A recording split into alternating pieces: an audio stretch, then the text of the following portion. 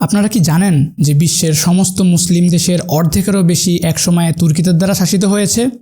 পুরো দুনিয়ার বেশিরভাগ লোক তুর্কিদেরকে তুরস্কে বসবাসকারী লোক হিসেবে জানে এবং এমনকি তুরস্ক ইউরোপ ও মধ্যপ্রাচ্যের মধ্যে অবস্থিত। তুর্কিদের অনেকেই নীল চোখ এবং ব্লন্ড চুল আছে। এখন যদি তারা মুসলিম না হয়ে থাকে তাহলে আপনি তাদের অন্য ইউরোপীয় ভূমধ্যসাগরীয় জাতি মনে করে ভুল করতে পারেন, কিন্তু বাস্তবে তুর্কিরা অনেক দূর থেকে এখানে এসেছে, যেখানে কয়েকটি দেশের অংশ ছিল এবং ছিল মধ্য এশিয়ার সমতল ঘাসযুক্ত মরুভূমি, যা দ্য গ্রেট স্টেপ নামে পরিচিত ছিল। তুর্কিদের ইসলামের পথে আসার গল্পই তুলে ধরবো আজকে আপনাদের সামনে। তার আগে আমার চ্যানেলে সাবস্ক্রাইব করে বেল আইকনে ক্লিক করে রাখুন, যেন আমার পরের সব ভিডিওর নোটিফিকেশন পান সবার আগে। আর যদি আপনি আগেই সাবস্ক্রাইব করে থাকেন তাহলে আপনাকে অভিনন্দন। আর আমাকে সোশ্যাল মিডিয়াগুলোতে ফলো করতে পারেন, লিঙ্ক থাকছে ডিসক্রিপশনে। তাহলে চলুন তুর্কিদের ইসলামের দুনিয়ায় আসার গল্প জেনে আসি। 400-এর দশকে তুর্কিরা ছিল এক ছোট যাযাবর উপজাতি, যারা এক জায়গা থেকে অন্য জায়গায় নিয়মিত জায়গা বদল করত এবং অন্য উপজাতিদের সাথে যুদ্ধ করত, যার অবস্থা অনেকটা ইসলাম আসার আগে আরবদের মতোই ছিল। ঠিক সে সময়ই মঙ্গোলিয়ানরা একত্রিত হতে শুরু করেছিল, যা তাদের অনেক শক্তিশালী রূপ দেয়, যার ফলে এই অঞ্চলের অন্যান্য জাতির জন্য এটি একটি গুরুতর হুমকি হয়ে দাঁড়ায়। 500-এর দশকে তুর্কিরা তাদের তল্পিতল্পা নিয়ে পশ্চিমে অভিবাসন শুরু করেছিল।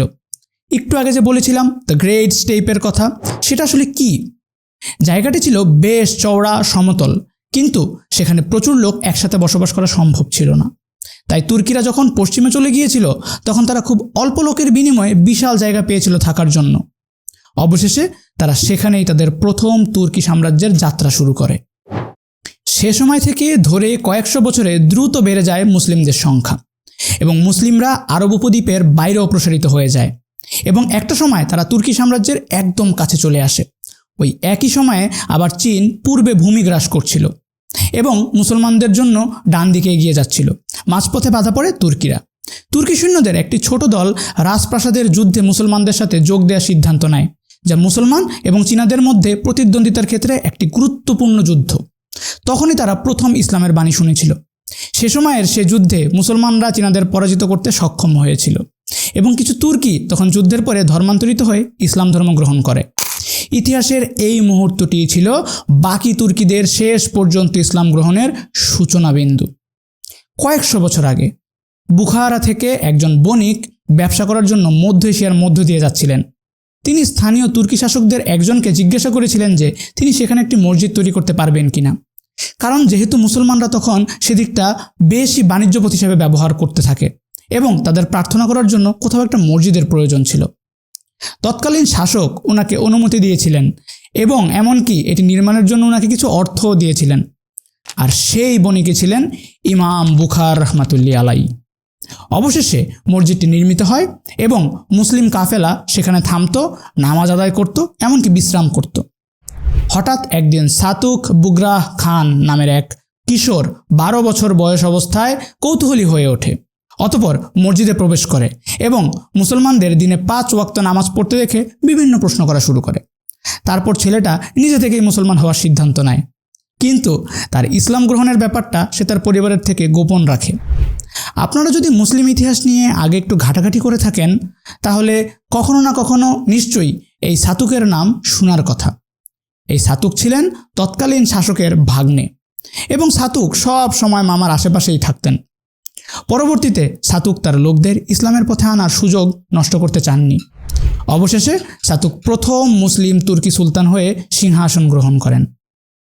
তার রাজধানী ছিল কোষগারে, যেটি প্রধান শহরগুলোর মধ্যে একটি, যেখানে উইঘুররা চীনে বাস করত এবং উইঘুররাও হলো মুসলিম তুর্কি। পরে তারা সবাই একত্র হয়ে যায়। 934 সালে তিনি তার সমগ্র সাম্রাজ্যকে টেনগ্রিজম থেকে ইসলামে রূপান্তরিত করেন।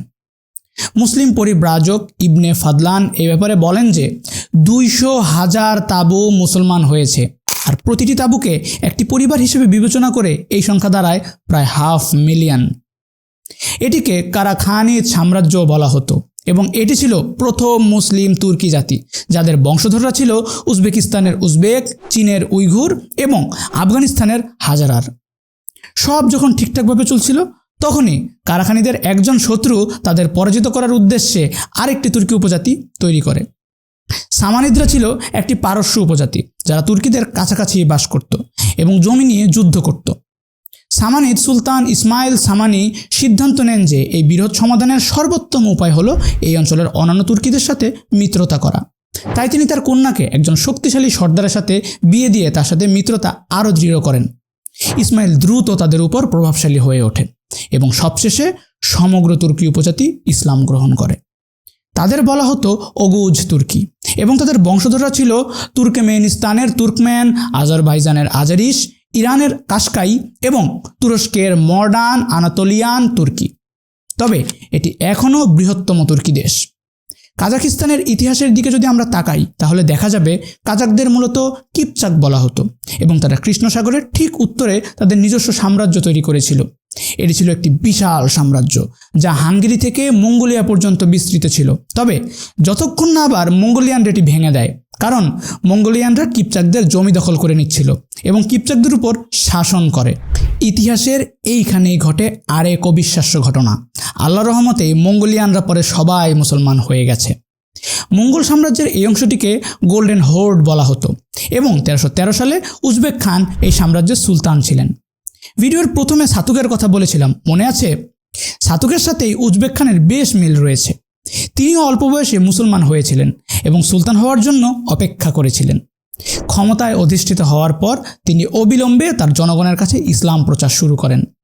শীঘ্রই সমগ্র গোল্ডেন হোর্ড ইসলাম গ্রহণ করে। মঙ্গল এবং তুর্কি উভয়ই এর মধ্যে ছিল। কিপচাক তুর্কিরা পরে কাজাকিস্তানের কাজাক এবং রাশিয়া ও পূর্ব ইউরোপের ক্রিমিয়ান তাতারে পরিণত হয়। অন্যদিকে মঙ্গলরা অন্যান্য তুর্কি জাতির সাথে মিশে যায়। আর এই ধারণাটি এভাবেই এসেছে যে উজবেকদের নাম উজবেক খান থেকে এসেছে। তারা আসলে তুর্কি মঙ্গল মিশ্রণ হতে পারে। মজার ও গর্বের বিষয় হলো এই ভিন্ন তুর্কি ও মঙ্গোলীয় উপজাতিরা মুসলিম ইতিহাসের সবচেয়ে শক্তিশালী এবং দীর্ঘস্থায়ী সাম্রাজ্য গড়ে তুলেছিল। অটোম্যান, সেলজুক, জেঙ্গিস সবাই প্রাচীনতম তুর্কিদের কাছ থেকে এসেছিল। মামলুক এবং খোয়ারাজমিয়ান ও নোগাই হোর্ড সবাই কিপচাক থেকে এসেছিল। মুসলিম তুর্কি মঙ্গলরা মুঘল সাম্রাজ্য, তুগলক রাজবংশ এবং ক্রিমিয়ান খানাতে এইসব তৈরি করেছিল। তুর্কিরা মুসলিম উম্মার জন্য প্রচুর অবদান রেখেছে এবং মঙ্গোলিয়া, ইউক্রেন, ভারত ও বসনিয়ার মতো দূরবর্তী দেশে ইসলাম প্রচার করেছে। লিপকা তাতারদের কথা চিন্তা করুন, যারা পোল্যান্ডের মুসলিম তুর্কি। তারা নিউ ইয়র্ক সিটিতে প্রথম মসজিদ তৈরি করেছিলেন। অথবা কুচুম খান এবং তার তুর্কি সেনাবাহিনীর কথাই ভাবুন, যারা সাইবেরিয়ার মাঝামাঝি মানুষের কাছে ইসলাম প্রচার করেছিল, যখন একই সময়ে তারা রাশিয়ানদের সাথে যুদ্ধও করেছিলেন। তুর্কিরা হলো একটি বিশাল জনগোষ্ঠী, পৃথিবী জুড়ে যাদের শত শত নয় বরং হাজার হাজার ছড়িয়ে ছিটিয়ে থাকা ছোট ছোট উপজাতি এবং জাতি রয়েছে, যাদের প্রত্যেকের নিজস্ব ভাষা, সংস্কৃতি এবং ইতিহাস তাদের শিকড়গুলি একই উৎসের দিকে নিয়ে আসে। তারপরও কোনো না কোনোভাবে তারা সবাই মুসলমান হয়ে যায়। এভাবে ইসলাম পৌঁছে গিয়েছিল পৃথিবীর প্রত্যেক কোনায় কোনায়। আজ তাহলে এ পর্যন্তই, দেখা হচ্ছে পরের ভিডিওতে। ভালো থাকবেন সবাই।